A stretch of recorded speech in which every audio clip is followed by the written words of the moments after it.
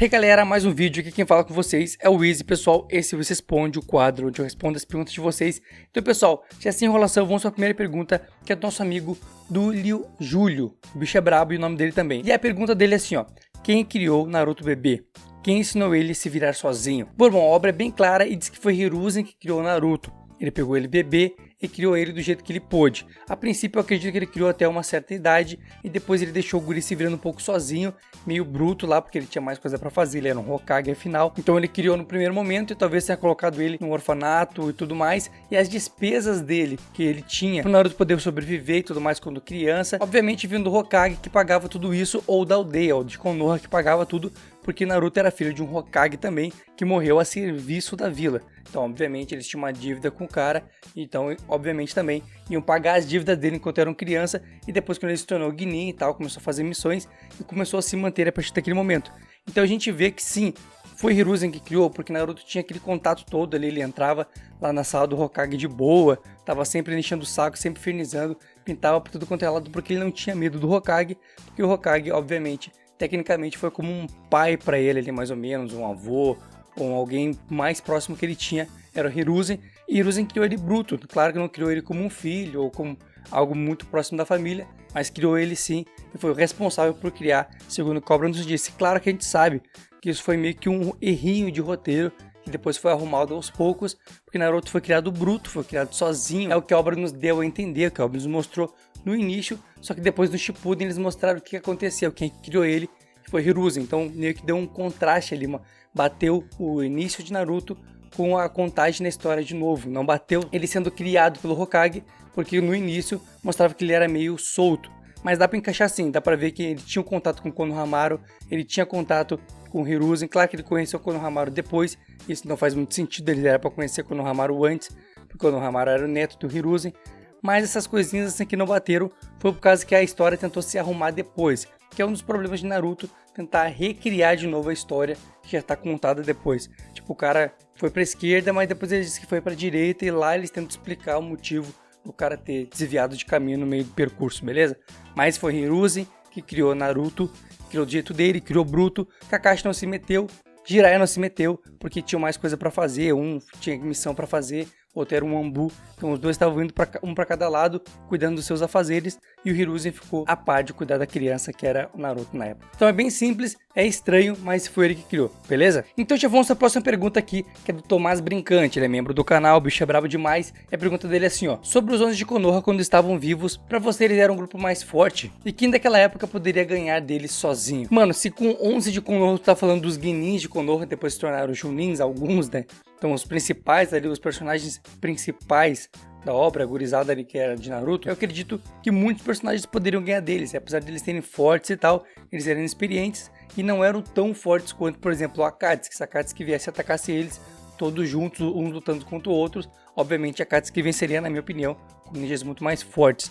Pain também é um cara que se viesse sozinho ele passaria o rodo na geral dos Genin, e também depende muito da época, né? Se fosse na época de criança, obviamente qualquer um venceria eles, e depois, né, mais adultos, obviamente a Akatsuki seria os caras que mais poderiam vencer eles. Tem outros também, mas a Akatsuki é um dos caras que representam mesmo os vilões e poderiam vencer. Orochimaru é outro que poderia bater neles tranquilo, dependendo da fase também. Então eles eram muito fortes, se tornaram fortes depois, mas eles não eram os mais fortes que existiam de jeito nenhum. Obviamente tinha ninjas muito mais fortes. Madara, por exemplo, poderia vencer todos os 11, mesmo eles estando na fase do início do Shippuden ali e tudo mais, ele poderia vencer, porque o cara é bicho demais, é bruto, e também tem um Hashirama que poderia vencer. Mano, tem muitos caras que venceriam os 11 de Konoha, mesmo eles estando juntos, dependendo da fase. Obviamente na fase adulta não é bem assim, mas na fase ali do Shippuden inicial, dá pra vencer. Tem Madara, tem Hashirama, tem Orochimaru, tem um monte de cara aí que poderia vencer, na minha humilde opinião. Mas qual a opinião de vocês? Quem venceria os 11 de Konoha sozinho, na sua opinião? Escreve aqui nos comentários. Então, já sem enrolação, vamos para a próxima pergunta, que é do nosso amigo Neto7, que é também membro aqui do canal. E a pergunta dele é assim, ó: Monstro, como seria Kakashi na Akatsuki? Vi essa pergunta em outro vídeo de outros inscritos e fiquei curioso. Mano, seria um bicho muito brabo, seria muito legal ver ele na Akatsuki. E eu vou fazer uma teoria sobre isso. Estou devendo a teoria para vocês, porém estou sem tempo. Assim que eu me organizar mais e poder ter mais vídeos gravados na frente e adiantados, eu vou focar em fazer essa teoria, que eu já fiz quase ela, já está quase pronta, só que ela é gigantesca. Porque as minhas teorias eu faço a teoria e conto uma história. Nessa parte da história, eu tenho que criar uma história que faça sentido dentro desse novo contexto, desse novo pretexto que eu estou dando à obra. Digamos que a caixa é da Akatsuki, então eu tenho que criar uma história de como esse cara foi para Akatsuki. Então estou criando tudo isso, fiz muita parte do roteiro, só que agora nesses últimos meses aí, eu meio que me foquei apenas em fazer os vídeos que eu estou fazendo agora, respondendo perguntas e tudo mais, que é o quadro principal aqui do canal hoje em dia. Antes era histórias e teorias, hoje em dia é isso, porque é o mais fácil de fazer, que é o que o YouTube quer, e é o que vocês querem também, vídeos rápidos, fáceis e para entender tranquilamente. Uma teoria que nem eu fazia antigamente é difícil de entender, não dá muita view, como vocês sabem, eu vivo de visualização, preciso de gente vindo aqui no canal, então tem que estar sempre botando vídeo. Mas assim que eu me adiantar, me preparar, vou falar com o editor, a gente faz certinho ali e eu vou fazer esse vídeo para vocês, que tá bem adiantado já o roteiro.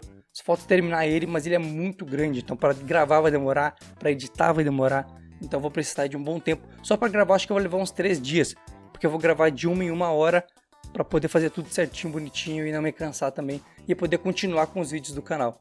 Então peço que vocês tenham um pouquinho de paciência, carinho, e a Kakashi na Akatsuki seria bruto demais. Tem história, hein, pai? Tem história. Então já sem enrolação, vamos para a próxima pergunta, que é também do membro aqui do canal, Giovanni Mariano. Obrigado, irmão, por apoiar. Por que você acha que a Kakashi não apareceu ainda no mangá de Boruto? Já que ele é o antigo Kage, um ninja extremamente poderoso e poderia ter ido ajudar no resgate a Naruto. Bom, irmão, de fato ele não apareceu ainda no mangá, mas ele já apareceu em outros spin-offs. Ele já apareceu em Naruto Gaiden, o sétimo Hokage, o mês da primavera, que é um spin-off ali de Boruto.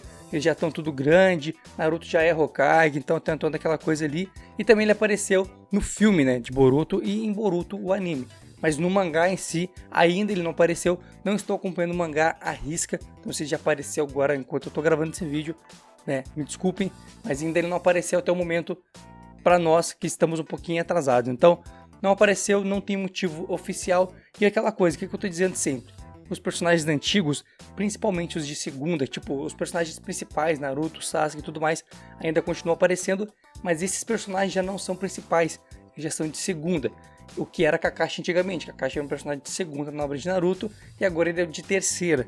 Boruto agora é de primeira, Naruto, Sasuke de segunda, Kakashi, Rock Lee e tudo mais, terceira, quarta, e cada vez eles vão desaparecendo cada vez mais. Então os personagens principais não são mais os personagens que a gente via antes, agora são outros, são a nova geração.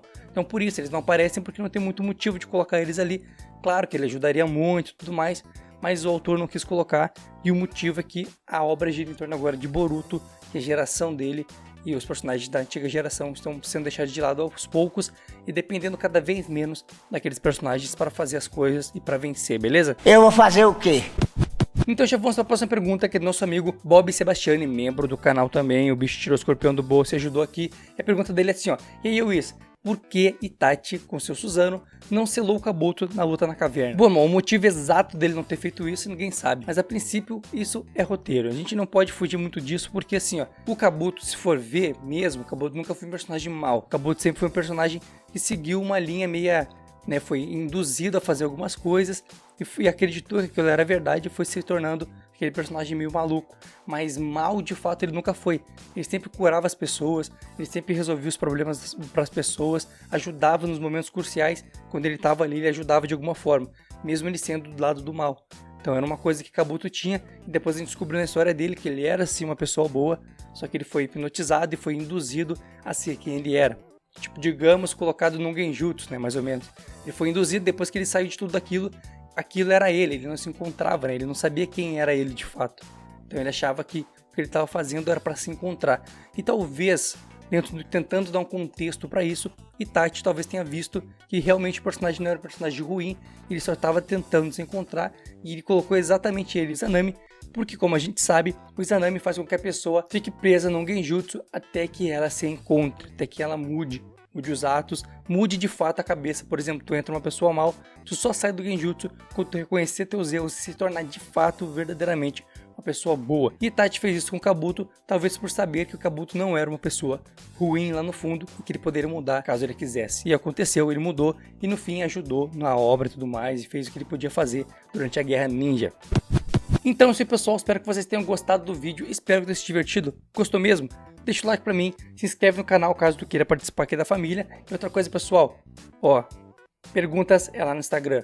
Última publicação, comentário, demora pra responder, Então, pessoal, tenha paciência comigo, eu sou um, vocês são mais de 160 mil e muita pergunta, é mais de 5 mil perguntas por publicação, então demora muito para ser respondido, beleza? Mas o moral desse quadro aqui não é responder vocês, e sim teorizar em cima de várias perguntas, e uma hora ou outra o cara acaba sendo respondido, belezinha? Até os membros do canal demoram a ser respondidos um pouco, apesar de eu tento responder sempre no outro dia, mas eu respondo, o vídeo fica pronto no outro dia, e depois no outro dia o vídeo sai, então às vezes dá 2 dias, 3 dias para responder, e quando é muita pergunta dos membros também, eu tenho que dividir em duas, pois senão vou ter que fazer um vídeo respondendo rapidinho ali. Se eu não puder teorizar em cima, não tem graça. A moral aqui é teorizar em cima das perguntas, beleza? Então assim, pessoal, fico com Deus, uma boa semana e ó, sempre correr atrás dos objetivos, beleza? Fui!